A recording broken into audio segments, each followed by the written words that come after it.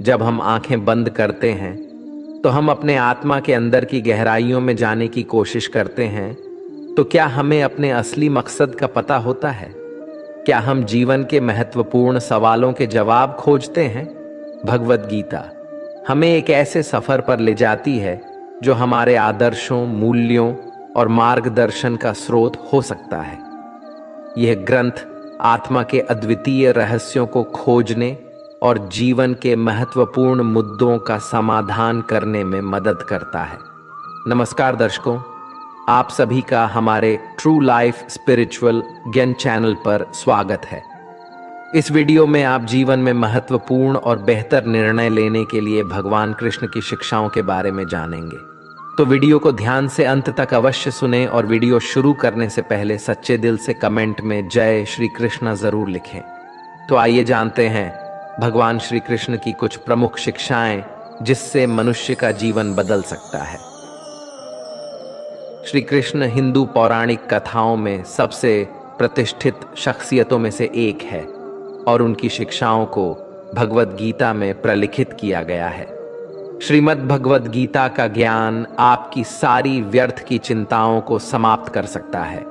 गीता का ज्ञान मन की हर परेशानी और अशांति को नष्ट कर देता है।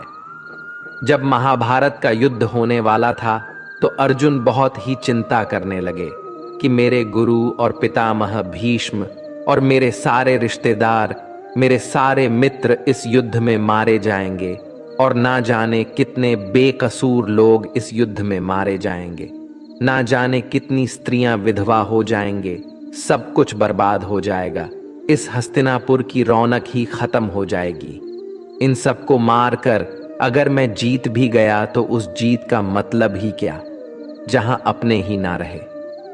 तब अर्जुन को श्री कृष्ण ने गीता का ज्ञान देते हुए कहा कि तुम जिस भी चीज की चिंता कर रहे हो, जिसके लिए भी दुखी हो रहे हो, जिसके बारे में सोच सोच के इतना परेशान हो रहे हो, वो सब कुछ एक दिन नष्ट होने वाला है।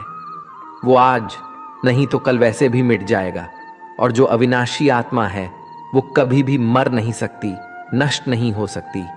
तो चिंता और दुख किस बात के लिए करते हो? क्योंकि जो एक दिन नष्ट होने वाला है, मिटने वाला है, मरने वाला है, उसकी चिंता करके और उसका दुख करके तुम कर भी क्या लोगे? तुम चाह कर भी उसे रोक नहीं सकते, उसे बदल भी नहीं सकते। तो क्यों चिंता करके अपना जीवन नष्ट कर रहे हो? चिंता तुम्हारे मन को दुखी और रोगी बना देगी, कायर बना देगी, और जो नष्ट हो ही नहीं सकता उसकी चिंता करने की कोई जरूरत ही नहीं है। तो परिस्थिति को चाहे तुम जैसे देखो, तुम्हारी चिंता करना बिल्कुल व्यर्थ है। वास्तव में आप भी उन्हीं बातों के बारे में चिंता करते रहते हैं, सोचते रहते हैं, जिसे आप बदल नहीं सकते, जिसे आप चाहकर भी अपने नियंत्रण में नहीं कर सकते। याद रखना, जो व्यक्ति चीजों को जितना नियंत्रण करने की कोशिश करेगा, जितना प्रयास करेगा कि जिंदगी मेरे हिसाब से चले, जो मैं चाहता हूं मुझे बस वो ही मिले, और जो चीज मैं नहीं चाहता हूं वो चीज मेरी जिंदगी में कभी ना आए, ऐसे ही व्यक्ति को सबसे ज्यादा चिंता और तनाव का सामना करना पड़ेगा। क्योंकि ये जिंदगी एक बहते पानी की तरह है और उसी पानी में दो तिनके बह रहे हैं, जिसमें से एक तिनका पानी की लहरों के साथ आनंद लेता हुआ बह रहा है।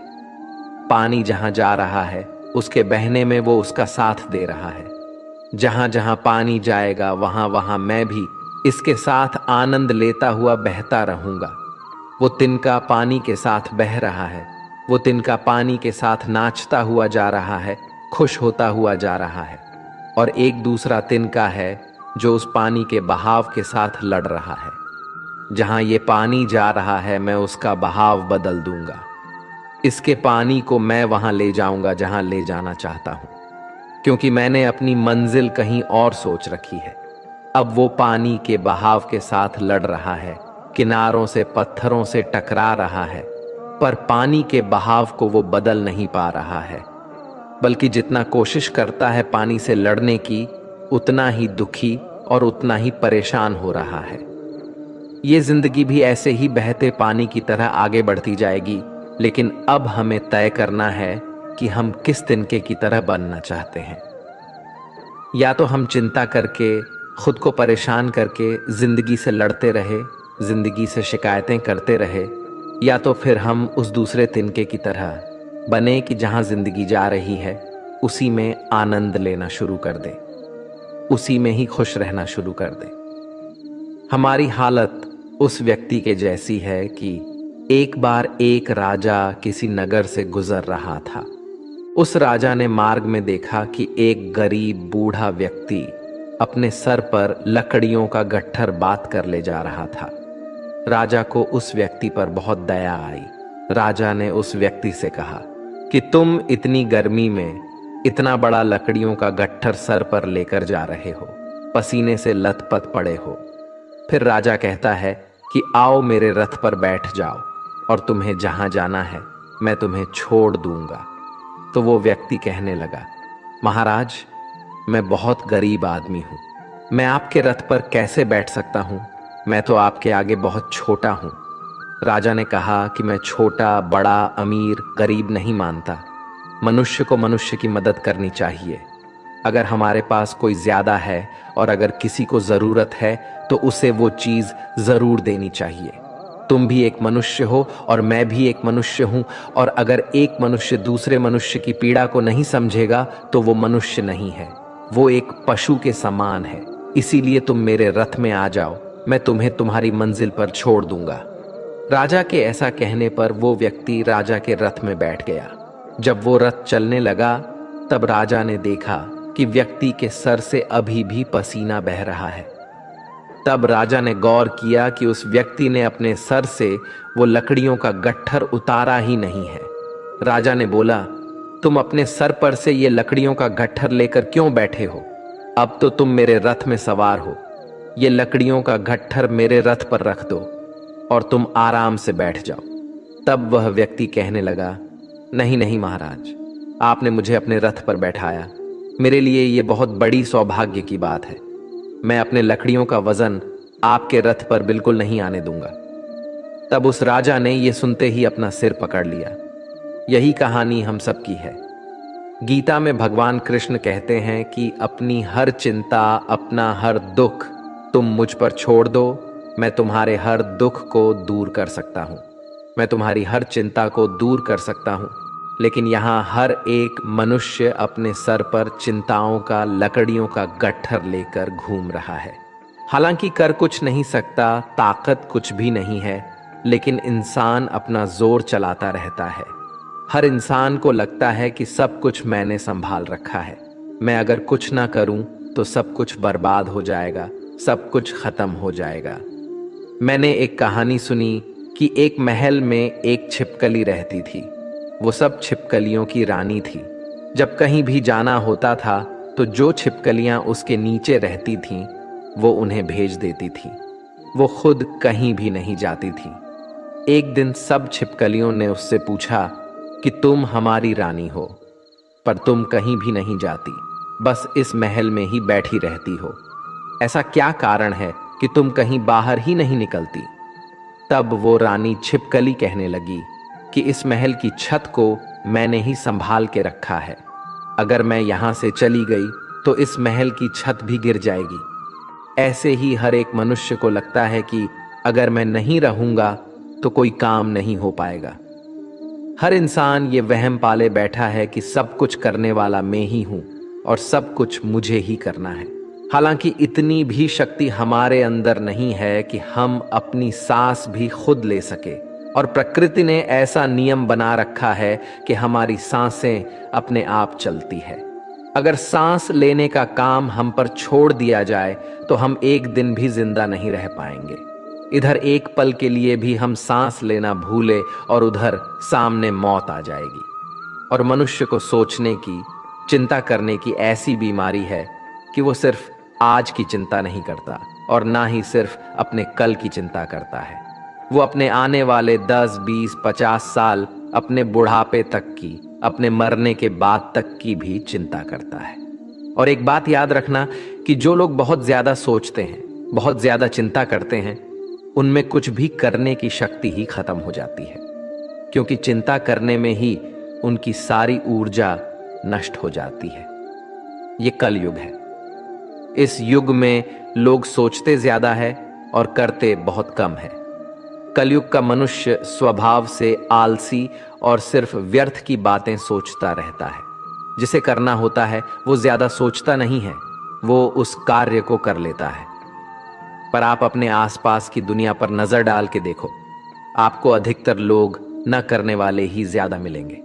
आपको अधिकतर लोग वही मिलेंगे जो या तो व्यर्थ की चिंता करेंगे, या तो सिर्फ आलस करेंगे, या सिर्फ बहाने ही देते रहेंगे कि इस वजह से मैं जिंदगी में आगे नहीं बढ़ पा रहा, कि इस कारण से मेरी जिंदगी अच्छी नहीं हो पा रही है। अगर मनुष्य सोचने के बजाय करना शुरू कर दे तो उसकी जिंदगी में कोई भी दुख, कोई भी समस्या ज्यादा देर तक टिक नहीं सकती है। आपके पास दो रास्ते हैं। या तो अगर आपके जीवन में कोई समस्या है तो उसके समाधान में लग जाओ, उसके सल्यूशन में लग जाओ। और अगर आपको भविष्य में आने वाले किसी समस्या का डर है तो उसकी चिंता तो आप छोड़ ही दो, क्योंकि जीवन वैसे कभी नहीं चलने वाला जैसा आपसे सोचते हो। जीवन की एक अलग ही गति है। आप अगर कभी गौर करोगे तो आपको यह समझ आ जाएगा कि आप जिंदगी में जिन बातों को लेकर चिंता करते हैं उनका कोई मतलब ही नहीं था। आपको लगेगा कि आप व्यर्थ की चिंता करते थे और जिंदगी ने कुछ और ही दिखा दिया। किसी नगर में एक बहुत धनी व्यक्ति रहता था। उसके पास इतना पैसा था जिसका हिसाब ही नहीं था। एक दिन उसने अपने सारे आदमियों को बुलाया जो उसका हिसाब किताब देखते थे, और उनसे कहा कि मेरे पास कितना पैसा है, कितनी संपत्ति है, उन सब का मुझे हिसाब दो कि आखिर मेरी कुल संपत्ति कितनी है। वो सारे हिसाब को देखने वाले उस सेठ की संपत्ति का हिसाब लगाने में लग गए। उन सबको उस संपत्ति का हिसाब लगाने में ही 10 दिन लग गए। 10 दिन के बाद जब हिसाबकर्ताओं ने मिलकर कहा कि आपके पास इतना पैसा है कि आपकी 7 पीढ़ियां बैठकर खा सकते हैं, उन्हें कोई काम करने की जरूरत नहीं है। जब उस व्यक्ति ने यह सुना कि मेरे पास इतना धन है कि मेरी 7 पीढ़ियां बैठकर खा सकती है, उन्हें कोई काम करने की जरूरत नहीं है, तो वो व्यक्ति रोने लगा। फिर सब हिसाबकर्ताओं ने पूछ लिया कि आप रो क्यों रहे हैं, आपके पास तो अपार संपत्ति है। तब वो धनी व्यक्ति कहने लगा कि आप लोगों ने कहा कि मेरी 7 पीढ़ियां बैठकर खा सकती हैं, उन्हें कोई काम करने की जरूरत नहीं है, लेकिन जब 8वीं पीढ़ी आएगी तो उसका क्या होगा? उन्हीं के बारे में मैं सोच सोच कर दुखी हो रहा हूं। यही आजकल के हर मनुष्य की समस्या है। आज सब ठीक है, लेकिन कल कुछ गलत ना हो जाए, उसकी चिंता में परेशान होते जा रहे हैं। किसी नगर में एक राजा रहता था। उसका राज्य बहुत बड़ा था और उसके राज्य के आसपास के जो भी राजा थे उनके साथ भी उसके बहुत अच्छे संबंध थे। लेकिन वो राजा चिंता करता रहता था कि अगर कल को ये सारे राजा मेरे शत्रु बन जाए, मुझ पर हमला कर दे, तो मेरा क्या होगा? मैं आगे कैसे जी पाऊंगा? मेरी जिंदगी आगे कैसे चल पाएगी? वह राजा बेवजह की इन चिंताओं में उलझा रहता था। एक दिन वह अपने गुरुवर के पास गया और गुरुवर को जाके उसने बताया कि मुझे बहुत चिंता होती है कि ये जितने भी राजा मेरे राज्य के आसपास रहते हैं, कल को अगर ये मेरे शत्रु हो गए और मुझ पर इन्होंने हमला कर दिया तो मैं कहां जाऊंगा? गुरुवर उस राजा का मन समझ गए और उन्होंने उस राजा से कहा कि तुम्हारे नगर में एक महिला रहती है, तुम उसके पास जाओ, उसे बहुत सारा धन और बहुत सारा अनाज देकर आओ, तो तुम्हें तुम्हारी समस्या का समाधान मिल जाएगा। वो राजा बहुत सारा सोना लेकर, बहुत सारा अनाज लेकर उस महिला के पास गया। उसको दान देने के लिए जब राजा उस महिला के घर पहुंचा तो राजा ने उस महिला से कहा कि ये सारा धन को तुम रख लो, ये सारा अनाज भी तुम रख लो, उसके बाद तुम्हारा जीवन बड़े आराम से गुजरेगा। राजा की इस बात को सुनने के बाद उस महिला ने राजा से वो धन, वो अनाज लेने से मना कर दिया। वो महिला राजा से कहने लगी कि मेरे पास आज खाने के लिए भोजन है, मैं कल के लिए अपने घर में भोजन नहीं रखती हूँ। मुझे ईश्वर पर पूरा भरोसा है कि जिसने मुझे आज खिलाया है वो मुझे कल भी खिलाएंगे, क्योंकि जितना मैं संग्रह करूंगी फिर मुझे उस सामान की चिंता करनी पड़ेगी, फिर मुझे उस सामान को संभालना पड़ेगा। इससे तो बेहतर है कि जो ईश्वर मुझे आज तक संभाल रहा है मैं उसी के भरोसे खुद को छोड़कर जीती हूँ, क्योंकि जो आज तक खिलाता आया है वो आगे भी खिलाता ही रहेगा। गीता का ज्ञान हमें यही सिखाता है। गीता में श्री कृष्ण अर्जुन को यही बात बार बार कह रहे हैं कि हे अर्जुन, अपनी सारी चिंताएं, अपने मन के सारे विचार तुम मुझ पर सौंप दो, अपने मन को हल्का कर दो, क्योंकि चिंता करके तुम सिर्फ दुख प्राप्त कर रहे हो। कभी देखा है किसी ने कि चिंता करके किसी इंसान को खुशी मिली हो, या चिंता करके किसी इंसान को अपनी समस्या का समाधान मिला हो? अगर गहराई से देखा जाए तो चिंता एक मानसिक बीमारी है। चिंता वही इंसान करता है जो कर्म में नहीं लगता, जो कर्म में ना लगकर विचारों में लग जाता है। जो व्यक्ति कर्म में लगा रहेगा उसे चिंता करने का समय ही नहीं मिलेगा, और जो व्यक्ति कर्म का त्याग कर देगा वो अपने खाली समय में चिंता ही करता रहेगा। तो अपने आप को कर्म में लगाओ। जैसे ही श्री कृष्ण ने अर्जुन को उसका कर्म याद दिलाया कि तुम्हें अपना कर्म करना है, ये सब सोचना विचार करना तुम्हारा धर्म नहीं है। तुम क्षत्रिय हो और तुम्हारा कर्म क्या है? अधर्मियों का नाश करना, जो अन्याय करते हैं, जो अत्याचार करते हैं, उनको नष्ट करना, ना कि फालतू की बातों को सोचना। वो तुम्हारा काम नहीं है। तुम दुनिया के भगवान नहीं हो। तुम कुछ नियंत्रण नहीं कर सकते हो, क्योंकि ये जीवन बस बहता जा रहा है। कब हम बच्चे से जवान हो जाते हैं, कब जवान से बूढ़े हो जाते हैं, और कब बुढ़ापे से मृत्यु की ओर चले जाते हैं, कुछ भी हमारे नियंत्रण में नहीं हो पाता। यहाँ हर इंसान जीना चाहता है, कोई नहीं मरना चाहता, लेकिन फिर भी सबको मरना पड़ता है। यहाँ हर एक इंसान जवान रहना चाहता है, लेकिन फिर भी सब बूढ़े होते जाते हैं। इस छोटी सी चीज को हम समझ ले कि ये जिंदगी बस बहती जा रही है और हम इसे नियंत्रण नहीं कर सकते। बस जो हो रहा है उसमें अपने लिए एक खुशियां और आनंद से भरी एक जिंदगी हासिल करनी है, और वह जिंदगी लड़के या चिंता करके नहीं, बल्कि खुश होकर जीनी है। तुम बिना किसी कारण की चिंता करते हो और बेवजह ही घबराते हो। तुम तो आत्मा हो जिसे ना तो कोई मार सकता है और ना ही जला सकता है। यही जीवन की सच्चाई है जिसे प्रत्येक व्यक्ति को जानना चाहिए। गीता में लिखा है कि जिस इंसान की सोच और नियत अच्छी होती है, भगवान खुद उसकी मदद करने के लिए किसी ना किसी रूप में जरूर आती है। गीता में श्री कृष्ण कहते हैं कि जो मौन को समझ ले वो पूजनीय होता है, फिर चाहे वो माँ हो, पत्नी हो, प्रेमी हो या परमेश्वर। श्री कृष्ण का कहना है कि मनुष्य को अपने कर्मों के संभावित परिणामों से प्राप्त होने वाली विजय या पराजय, लाभ या हानि, प्रसन्नता या दुख इत्यादि के बारे में सोचकर चिंता से ग्रसित नहीं होना चाहिए। गीता में लिखा है कि जिस मनुष्य ने कभी विपत्तियां नहीं देखी उसे अपनी ताकत का एहसास कभी नहीं होगा। विपत्तियां हर मनुष्य को अंदर से मजबूत बनाती है। प्रशंसा चाहे कितनी भी करो, परंतु अपमान बहुत सोच समझकर करना चाहिए, क्योंकि अपमान वो उधार है जो अवसर मिलने पर हर व्यक्ति ब्याज के साथ चुकाता है। गीता में श्री कृष्ण कहते हैं कि अहंकार ही हर मनुष्य का विनाश करता है। अहंकार में आकर व्यक्ति अक्सर ही गलत कार्य कर बैठता है, जिसके बुरे परिणाम उसे आगे चलकर भुगतने पड़ते हैं। गीता के अनुसार मनुष्य को अपने दिमाग पर पूरा नियंत्रण रखना चाहिए। यदि हम इसे नियंत्रित नहीं करते हैं तो हमारा अपना दिमाग एक दुश्मन की तरह काम करता है। गीता में श्री कृष्ण कहते हैं कि जीवन के सच्चे साथी दो ही हैं, एक अपना किया हुआ कर्म और दूसरा परमात्मा। शेष तो सब यही मिले हैं और यही बिछड़ जाएंगे। श्री कृष्ण कहते हैं कि हमेशा सही के साथ खड़े रहो, भले अकेले ही क्यों ना खड़ा रहना पड़े। गीता में लिखा है कि अपने बीते हुए कल को त्याग देना चाहिए, क्योंकि उसका प्रभाव आने वाले कल को दूषित करता है। गीता सार में श्री कृष्ण ने कहा है कि हर इंसान की धारा जन्म मरण के चक्र को जान लेना बेहद आवश्यक है, क्योंकि मनुष्य के जीवन का मात्र एक ही सत्य है और वो है मृत्यु। जिस मनुष्य ने इस दुनिया में जन्म लिया है उसे एक दिन इस संसार को छोड़कर जाना ही है, और यही इस दुनिया का अटल सत्य है। मनुष्य को मृत्यु से कभी भी भयभीत नहीं होना चाहिए।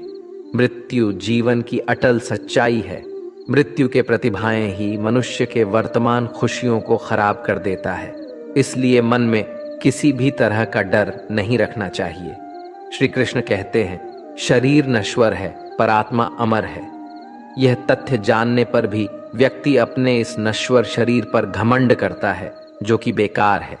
शरीर पर घमंड करने की बजाय मनुष्य को सत्य स्वीकार करना चाहिए।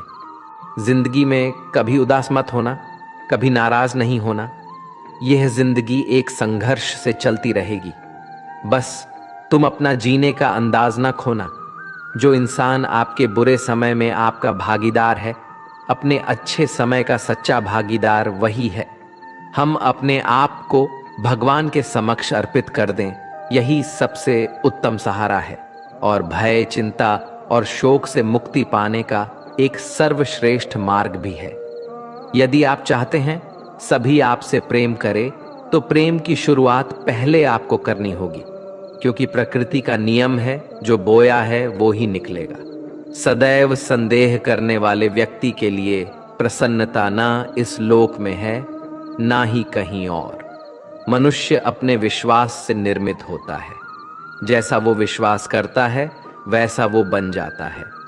मन की गतिविधियों, होश, विश्वास और भावनाओं के माध्यम से भगवान की शक्ति सदा तुम्हारे साथ है और लगातार तुम्हें बस एक साधन की तरह प्रयोग करके सभी कार्य कर रही है।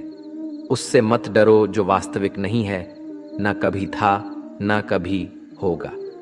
जो वास्तविक है वो हमेशा था और उसे कभी नष्ट नहीं किया जा सकता। व्यक्ति जो चाहे बन सकता है यदि वह विश्वास के साथ इच्छित वस्तु पर लगातार चिंतन करे।